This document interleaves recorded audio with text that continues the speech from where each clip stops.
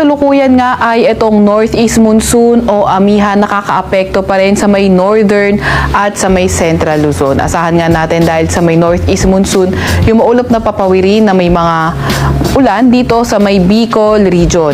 At itong northeast monsoon din magdadala ng maulap na papawiri na may mga mahihinang pag-ulan sa may Cagayan Valley, Cordillera Administrative Region, Aurora at Quezon. Kaya ating mga kababayan na inuulan noong mga nakaraang araw pa, nag-iingat nga natin sa mga banta ng pagbaha at pagguho ng lupa, lalo na sa mga katamtaman hanggang sa malalakas na pag-ulan.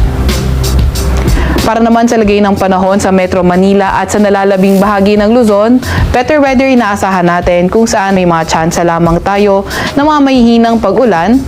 And then itong easterlies nakaapekto sa nalalabing bahagi ng ating bansa. Kaya sa nalalabing bahagi nga ng ating bansa, partly cloudy to cloudy skies din, may mga tsansa ng mga localized thunderstorms. Wala naman